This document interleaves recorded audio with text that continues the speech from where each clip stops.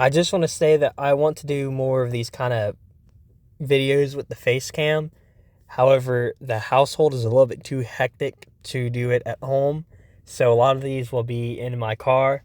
So I do apologize for any kind of audio sounds or anything like cars going by. That's just something I'm going to have to deal with. Hopefully that can change at some point if I ever get my own apartment or something.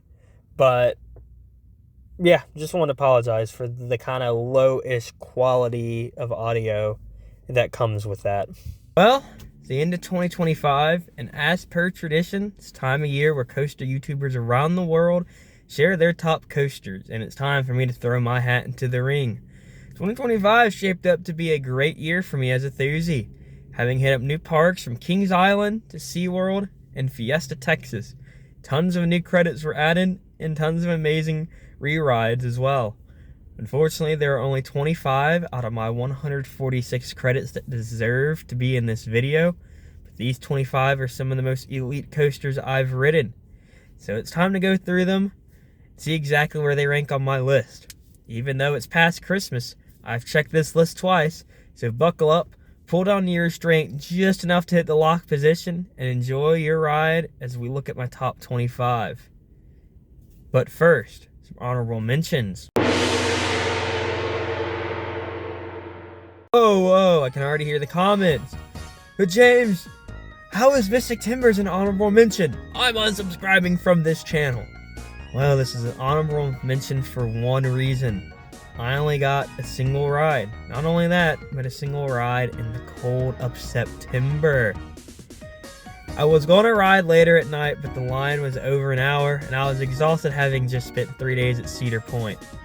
But what I can say is, even having ride this ride in the cold with absolutely no airtime, this is an amazing layout. And I know that if I got the front or back row after it warmed up, this thing would be an airtime machine. I just got unlucky. Middle of the car, cold September morning, and that's just no way to judge a coaster. But I do plan to give it the ride it deserves. So hopefully that happens soon, and it can actually place on my list. Oh Ryan, oh how you are misjudged. And sadly, I'm one of the misjudgers. When the Giga opened, everyone hated how it wasn't 300 feet tall. And while yes, it's not 300 feet tall, it does have a 300-foot drop. So I do consider this a Giga. Unfortunately, my ride had a lot of potential, getting in the back row and a max verify at that. So you're probably wondering how I messed this up. Well, it's easy. I had loose articles. Now, most people ride with their phone and keys, but I picked the worst outfit in terms of pockets. The kind where you sit down and your phone and keys can just very easily slide out. And on a coaster, forget it.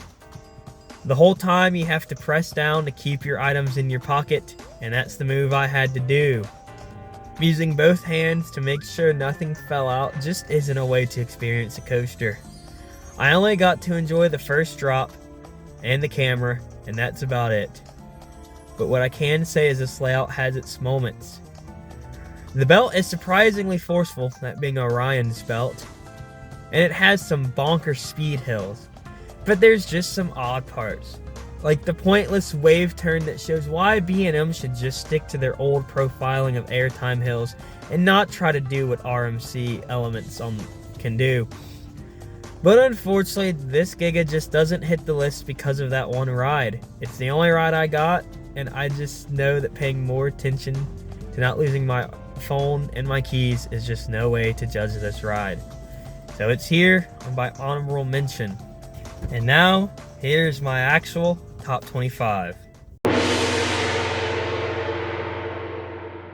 We're starting off with Hagrid's Magical Creatures Motorbike Adventure. I got to Islands for the first time since 2016, last year in 2025.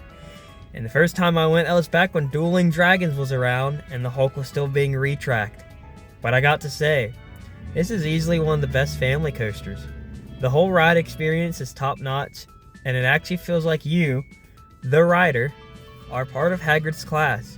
Some punchy launches and a flowy layout mixed with some moments that show up out of nowhere. Hagrid's really pulled off the win.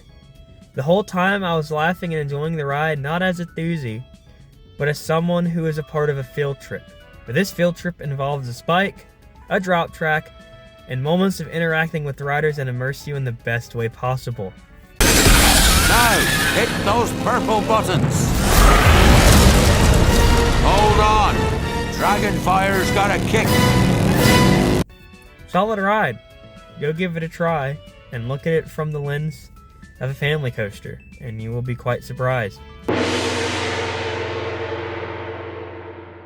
Starting off at number 24 with Grizzly. I never got to experience the old rough Grizzly, and I have a feeling if I did, it would be higher on this list.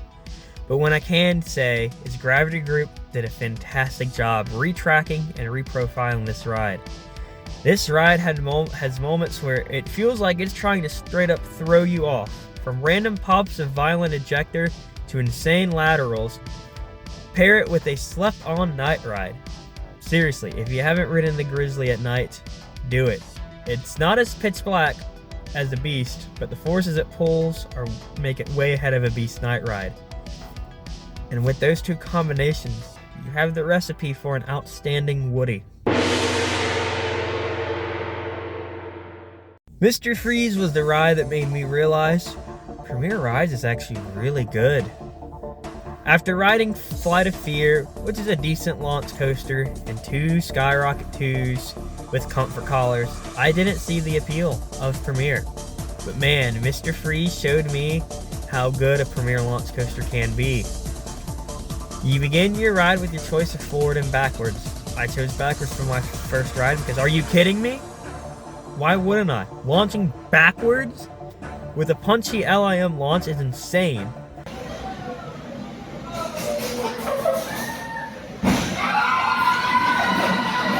Not only that, but doing the first half backwards was on another level. The inverted top hat pulled some insane backward positives, the overbank made me gray out, and oh yeah, you climb up a spike facing the ground. May not sound as insane, but let me tell you, it is for one reason.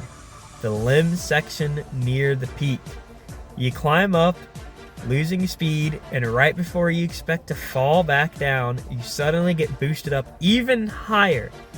Climbing upwards after knowing you should have lost all your momentum and going right back down is such an odd feeling, but one that hits surprisingly well.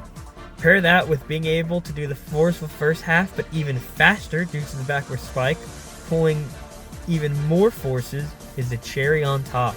And I really hope that Six Flags Over Texas keeps this ride, because it is way too good to remove. I finally got to ride the Hulk for the first time last year. As previously mentioned, I went to Universal in 2016, it was being retracked, and I didn't go until 2025. And man, almost 10 years, and it was definitely worth the wait. The Incredible Hulk is one of the best B&M loopers out there. It starts with an insanely forceful tire drive launch up to 40 miles an hour, and then it flings you into a whippy and snappy zero-G roll that only 90s B&Ms can deliver. Follow that up with the snappy Cobra roll and then a vertical loop, and this is one of the few coasters that actually makes me gray out. And how do you follow that up? With easily one of the best 3 elements on a looper, by adding a snappy corkscrew that you fly through. I will say that after the corkscrew, this ride does become quite dull, though it doesn't hurt the ride. Just some random sections of turns that seem added in for fun rather than set up the next element. But all in all, the Hulk is an amazing coaster, and 10 years after its retrack, it's still surprisingly smooth. There are some sections that shimmy, notably at the peaks and valleys of the elements and loops, but outside of that, it is still glass smooth and enjoyable. B&M, you really hit the mark with this one. This ride seems to get some hate with how short it is, and while I will agree it lacks track length, Pantheon still slaps. The elements flow so well that you kind of forget that it's just a launch, roll, swing launch, top hat, outer bank stall, and switchbacks in a wave turn. Yes, it really is that short. but the swing launch is fun. This was my first ride in years with a switch track, and I completely forgot that they existed, and my first ride blew my mind when we rolled back. I saw the spike, but it was still quite surprising. And in what is considered, in my opinion, to be one of the best zero-G stalls, and you have a great ride. I got to experience IRAT during my one and only visit to Six Flags Fiesta Texas. And I have to say, RMC really upped their game from their first conversion. It's shocking that this is their second ever conversion because the difference between New Texas Giant, which I did experience, and Iron Rattler is night and day. The first one with an inversion, and the first one that kind of diverts from the original layout of the wooden coaster by eliminating some dead sections from the layout, like that baffling slow helix found on the original Rattler, which I did not get to experience, but if you have the time, seriously, look it up. It is so comically boring. Iron Rattler has easily the best first drop I've experienced. It's insane. Banking to the left and then right while increasing in the angle of descent is quite an interesting feeling. You get lateral airtime while being thrown out even more due to the increasing steepness. And then to top it all off, you bank back to the left while pulling out of the first drop. You then enter the two overbank turns, which unfortunately do not deliver much, but then comes the heaven roll, and let me say, this is basically Iron Gwazi's down drop, but if you were climbing, and climbing onto a cooler wall at that. The top does vary from ride to ride. I got lucky and rode it on a hot summer day in June with a full train, so we had some speed going through the elements. Then comes what is easily the best highlight, quarry wall drop. Both my rides were near the back, one being an almost max verify on the second to last row, and let me say, what a drop. You suddenly plunge down the cliff and it throws everyone off. In that, with a tunnel and lateral airtime hop into the brake run, and you have a great ride. While it is short, unlike Pantheon, it packs a lot more in the layout that stands out, and it's such a shame I only got 2 rides on this coaster because it is so good. But I do plan to return this year to lap this one some more. Many may consider Millennium Force overrated and overhyped, but after all these years, Millennium Force still hits. 25 years later and it still commands long lines. Millie is quite the experience, from the vibe of that station music, which is a banger, to the staff that hypes you up and the layout itself. Millie is just a complete package that starts with the view. Climbing up the lift hill on the edge of a lake really provides some beautiful views, especially during a sunset. Then you go down the first drop, which seems like it lasts forever. Then it's just you, the train, track, speed, and zooming through a wooded area at over 80 miles an hour. It's such an experience, especially at night. Millie provides one of the best night rides. It's basically a still version of the Beast. Not pulling that many forces, but just providing such an iconic night ride.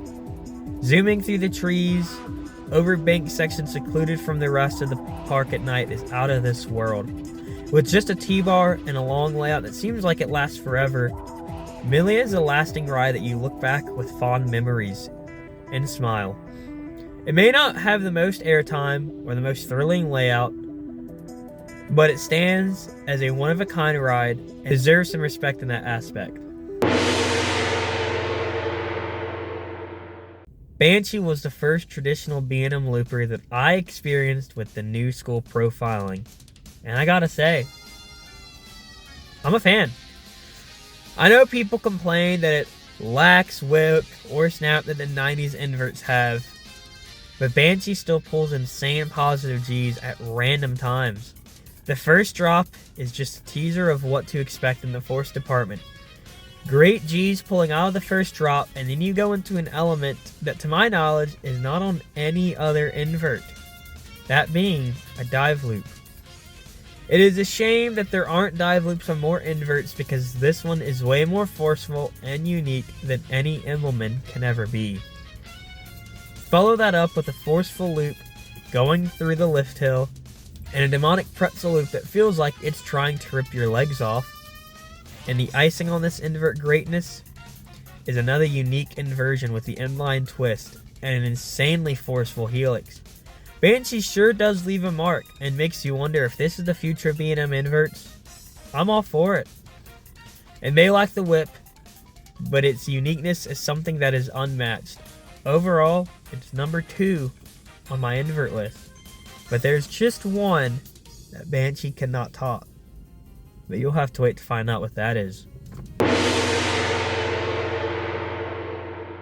I got to SeaWorld for the first time last year, and the lineup is pretty solid.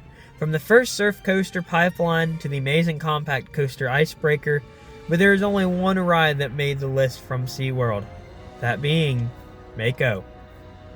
This late B&M Hyper just shows how B&M improved and perfected their recipe. From great floater airtime on the first drop to the 5-second floater hill, Mako has some great airtime moments. More so than most B&M Hypers. It's not too crazy, but it has moments that remind you this coaster is 200 feet tall, and it means business. It's such a shame that the second half lacks what the first half has to offer, because if it wasn't for the dull ending full of meandering twists and turns, Mako would probably be my favorite B&M Hyper. But for what it is, this is a solid Hyper. And I hope that we see more of this style pop up. Kings Dominion should really take notes for their next coaster. Maybe Over the Lake to replace the void that was Anaconda. But there are 2 more B&M Hypers that rank higher on this list. So stay tuned. Wonder Woman was my first single rail coaster I've experienced. And I'm glad I made the prototype my first one. Because holy crap, this layout slaps. I got to experience the insanity that is this fast-paced layout, and the trim was even off. From the first drop to brakes, Wonder Woman tosses you around, flings you, whips you, and then drags you for a ride. It's so fast-paced that even after my 3 rides, I could still barely understand what was even going on. The first drop tries to throw you to the moon, and then the dive loop and twisted turn is taken so fast that by the time you blink, you're headed back downwards towards the cut pack. This ride may be over in a flash, but I'll say if it was any longer, it probably would have overstayed its welcome. It's just the right amount of link to enjoy, and I cannot wait to see how Railblazer runs, since I've heard that one is even faster than the OG. But we'll cross that bridge when we get there. Goliath is widely considered to be one of, if not the best B&M Hyper. And I have to say, they are right. It's not my favorite, but it is close. With a unique layout not found on many Hypers, Goliath technically could be considered a terrain coaster, because it takes advantage of the hill in the middle of the park. The second hill actually has a longer drop than the first drop. It's kind of wild to think about. Follow it up with the forceful turnaround that causes grayouts, and you can see why this isn't the usual B&M Hyper. The finale has so much ejector airtime not found on B&Ms, and makes me wish we could have more of these tighter hills, because I'm all for it. Especially with the B&M clamshells. Goliath is a great B&M Hyper, but there's one more. It's a little bit better. As stated, there was only one invert that was better than Banshee, and you already know that it had to be Montu. Montu is the pinnacle of B&M inverts and is a powerhouse from start to finish. From that powerful loop that only inverts can provide, to the whippy 0G roll, to the insanely snappy batwing, Montu showcases the best of the 90s era B&Ms. Snappy, forceful, decently long, and you get off the ride with your legs feeling like jelly. It's so good that even the mid-course hits was like, how is that even possible? While Montu is the peak of inverts, there is one more B&M that does the snaps and whips even better. Are you even surprised Kumba is the best 90s B&M? Us Thuzies were left worried when the ride set SBNO for almost a year, but Kumba's roar is alive once again. And while I didn't get to ride it since 2024 before it closed, my 20 plus rides on it are still fresh in my mind. There's just something about Kumba that you can't describe, but I'll try my best. Kumba's most famous aspect is the forces and whips. That's already given and obvious with the era it was built. There's a reason we call 90s B&Ms the old school era. Back when inversions and elements were snappy and every change in direction of banking happened suddenly. Outside the loop and dive loop, which tends to make you gray out, Kumba's best elements are right near the main entrance to the ride. That being the 0G roll and the Cobra roll. The 0G roll is nuts. Just look at any POV and you'll see why it gets the nickname the Hell Roll. It has this snap and yank that I've yet to find on any other B&M. It's my favorite element on Kumba and one of my top 5 elements of all time, for good reason. As soon as you level out from being dragged through the Hell Roll, you enter the snappy Cobra roll, and it's coaster nirvana. You fly through it so fast, and you can really see the old school profiling. You snap out the first loop into the half corkscrew right at the apex, then you do the same going back down. The sudden snap to 180 degrees is violent in the best way possible. Pair that with some snappy interlocking corkscrews and a dang tight helix, and you have what is easily one of the best loopers out there. And I'm glad that Busch Gardens decided to keep it because it is worth saving. Maybe a retracking soon?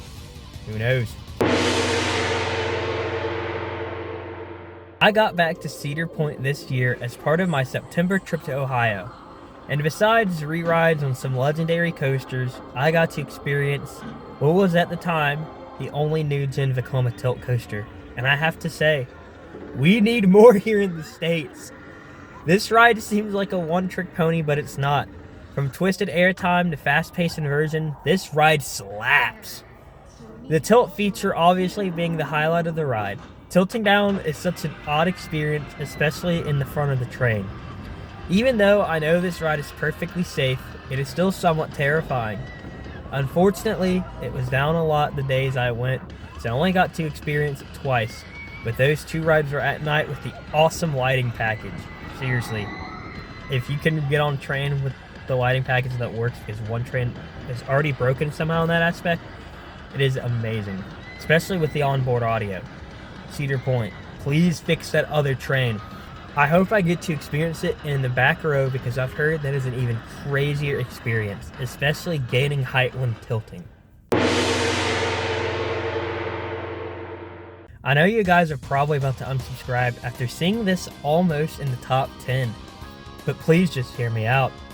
Titan is a banger hyper. I know it's not full of airtime, but I think it's time for us enthusiasts to realize a hyper doesn't just need to be about airtime. We can have different styles, and as someone who loves forces over airtime, Titan is easily a top tier ride in my books. While the first drop is weak, the valley hits you with some strong positive G's. Dare I say more than Top Thrill 2. The turnaround is bland, and the same with the airtime hill, which is more of a hump than an actual airtime hill. However, the helix that follows is absolutely unhinged. Pulling short of I through a 5 level forces, but for even longer. I always blacked out when I got my handful of rides on Titan. The mid-course does hit hard, I might add, but the following twister section is still insanely forceful and tight. Honestly, it's a shame we didn't see more of these style of hypers built. While it does lack airtime and could use some extra length for camelbacks, I'll take this ride over many B&M hypers any day, especially Thunderstacker. Before you judge, just give it a try. We have now entered the top 10, so things are about to get real. These rides make up the top on my list. So without further ado, let's kick it off.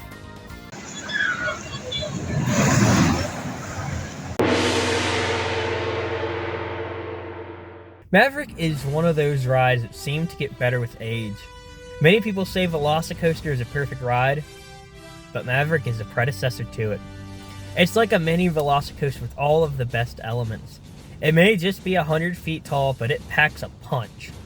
The lift hill launch gets you up pretty quick, throwing you into a beyond vertical, kinda twisted drop, followed by fast-paced switchbacks, a wicked airtime hill, and a twisted horseshoe roll that, while it doesn't have any whip or float, is still enjoyable. But from there, shit gets real. You enter a tunnel where you rocket up to 70 miles an hour in seconds, and it slaps. Especially at night when it's pitch black. If you're wanting to know what being shot out of a gun feels like, this is probably what it is like. Rocketing out of the pitch black is out of this world.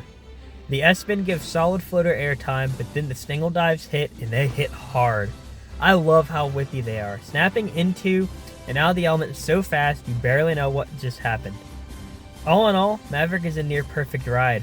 While it may be perfect, it just has one thing that is missing.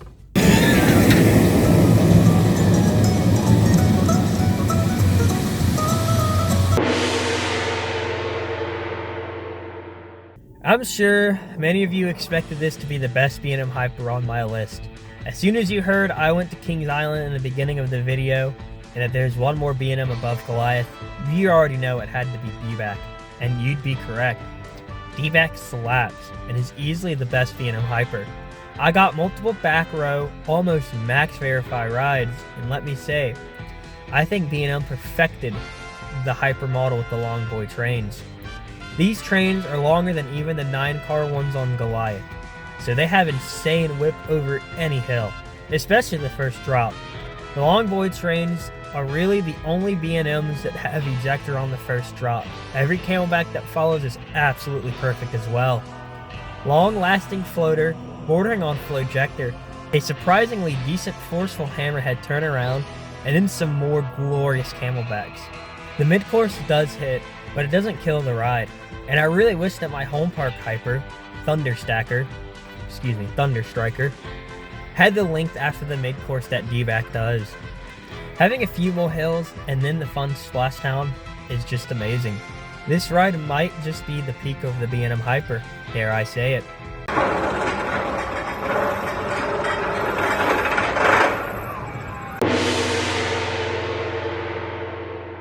Magnum is a ride that seems to be getting better and more forceful as time goes on. I love this ride to death. It's an experience that you can't get, and this year I was lucky to experience it trimless on a low 80 degrees day on a full train. Multiple back row rides has made me realize that it may be better than the Magic Seat. If you hold the lap bar on the sides of the bar, you literally get to a 30 to 45 degree angle over the hills, and that is like that type of standing. I know these lap bars are safe, but sometimes I wonder how no one has been flung out of the train with how strong the airtime is. But that strong airtime is exactly why I love it. The triangle hills are talked about so much that I won't go into detail, but I will say, when you get ejector on the right turn before the finale, you know it's going to be absolutely unhinged. Pair that with the classic Aero anti-rollbacks, and this ride is heaven. If my stairway to heaven isn't Magnum's lift hill, then I don't want it. All in all, the OG Hyper is still the best, as to be expected.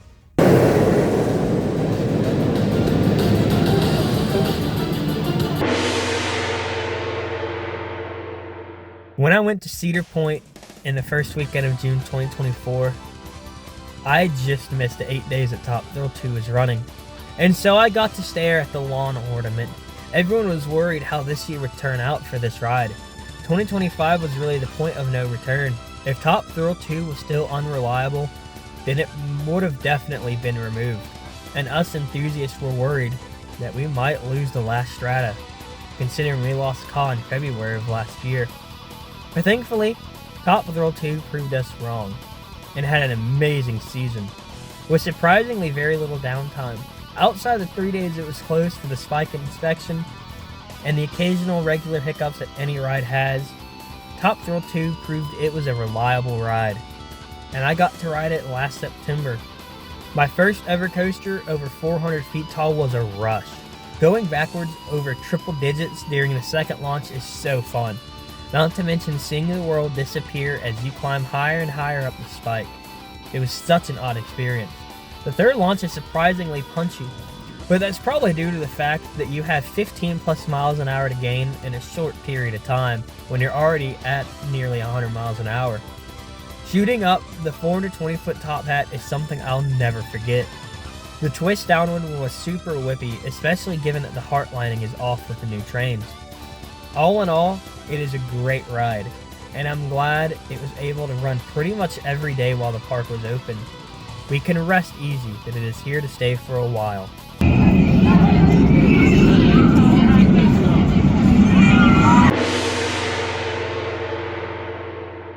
I got to say, I'm lucky that Carowinds is my home park, because that means I'm only an hour and a half away from what many consider to be B&M's masterpiece.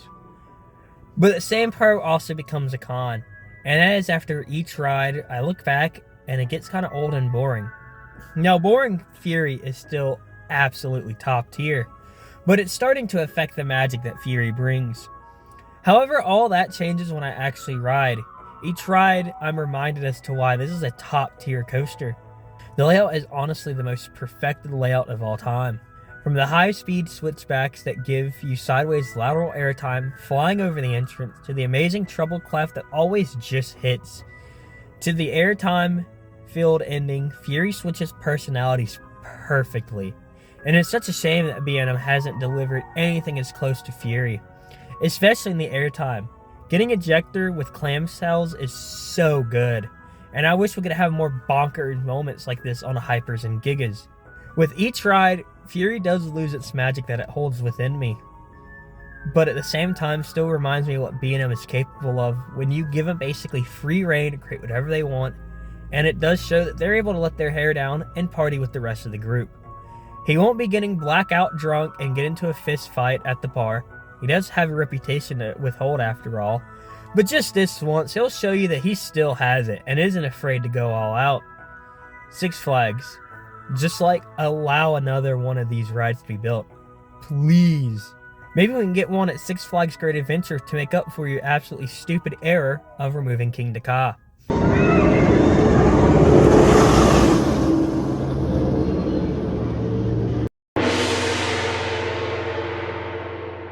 Yes, even though Fury is an amazing Giga, it doesn't come close to touching the insanity that is Pantherian.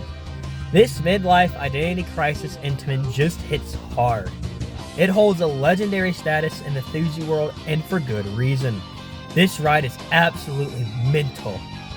From the fast cable lift that barely gives you any time to prepare yourself for what's about to happen, to the steep first drop leading into one of the most batshit turns of all time, this ride gives no mercies to its riders. That first turn will cause you to gray out every time, and if you're lucky, even black out. That airtime hill will jar you to your senses, and the insanely snappy switchbacks will throw you around in the best way possible. I really wish that trim wasn't there on the return hills, but I know it's there for a good reason. That final snap is so violent that if it wasn't there, it would probably lead to some permanent neck injuries. This ride from first drop to brakes is a masterpiece of speed and pacing. I swear, this ride never seems to slow down. It probably averages 70 miles an hour the whole time, but what it lacks in airtime and length, it makes for in force and whip. This mistake is the reason why we don't have Intamins at Cedar Fair parks anymore.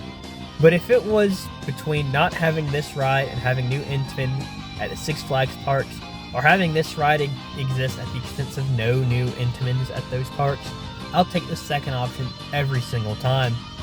You need to experience it. And while it may have caused a drought at King's Dominion, it's still worth it. Six Flags, just don't add a trim to the first drop again.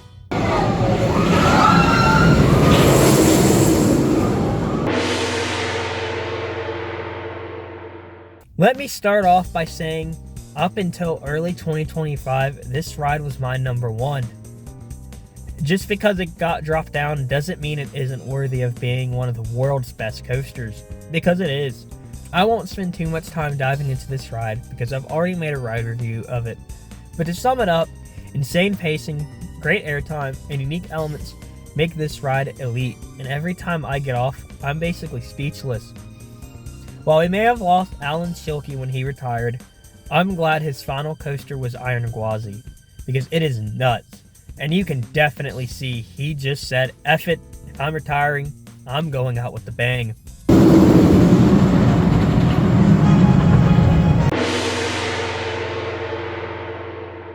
Speaking of Alan Schilke, this ride, to my knowledge, was the first RMC designed by Joe Draves, and I got to say, if this is what he is capable of, I love it. I got to Air Force One in 2024 for the first time. In fact, it was at Air Force that I met one of my best friends, Jonathan, and for that, this ride will always hold a place in my growing heart. But this ride is also number 3 because it is unhinged. This ride has every perfect element of RMC's all added into one. An amazing stall and outer bank, super fast-paced roll, and insane airtime with the double up and that quintuple down. This ride has so much airtime that it hurts. And let me say, it hurts in a good way. That March day in 2024, I rode it 42 times, and it was worth having bruises and being super sore. When you want to ride a ride regardless of knowing it'll make you sore, you know it's an outstanding ride. I got back in 2025 and I knew that while Gwazi was good, this ride just does it better.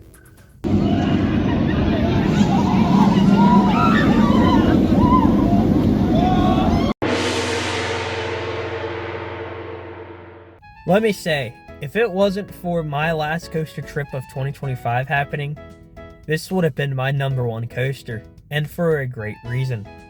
Velocicoaster just might be the perfect coaster. While there are other coasters that focus on some of the highlights like more airtime, or hang time, or whip, Velocicoaster has a perfect blend of everything into one long fun package. From the punchy first launch, to the stall-esque dive loop and top hat, this ride is just perfect. Pair that up with an amazing stall and wave turn, and the last but not least, the best element on any coaster, the Mosasaurus roll, this ride has it all. And it is long enough in track length to be able to enjoy every second of it before it's over. I would have no complaints if this was someone's number 1, because it is really that good. And I hope to get to return to it soon, because this ride is top tier, and I think it will be for a very long time. But let's take a look at the coaster that dethroned Velocicoaster, and I have a feeling you already know what it is.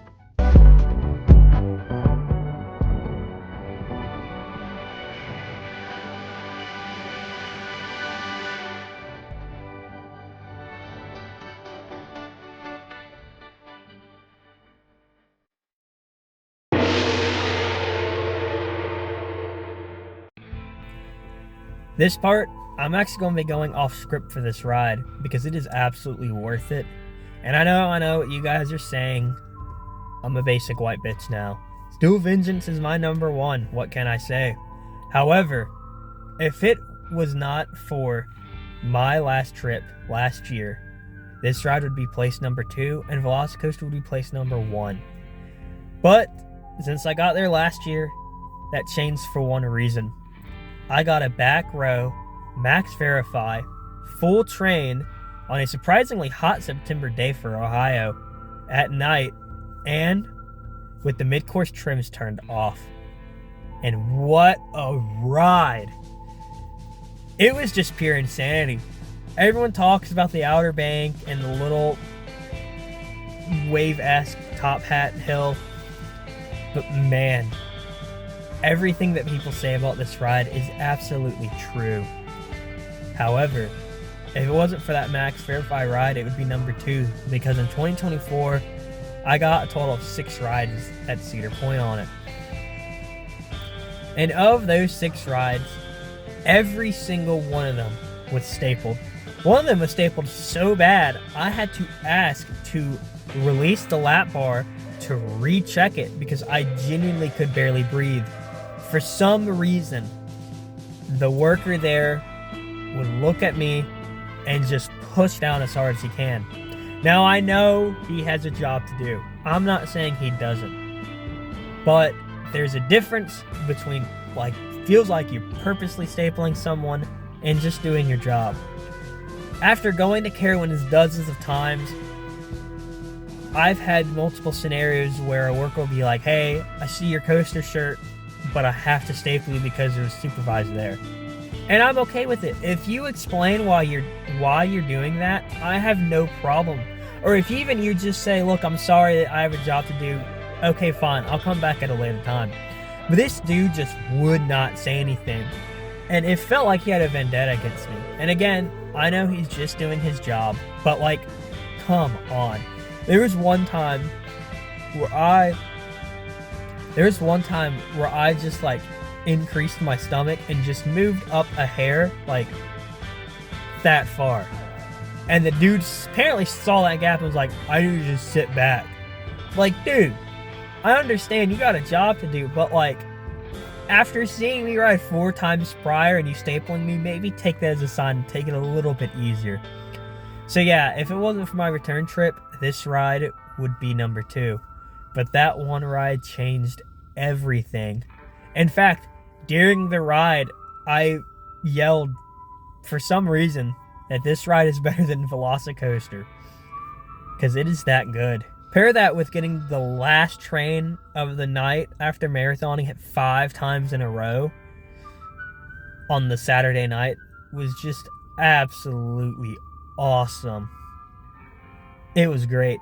It was a vibe that I would ask for again. It's honestly, no joke, the best night of my life. Marathoning it over and over and over again, and then pulling in for what thinking would be your last ride, just to be told, yo guys want to do it again? The whole train went nuts. And this ride is just awesome. Like I said, I don't have a script for this, so this is me going off script. So it's a little bit, discombobulated, but this ride is just absolutely amazing.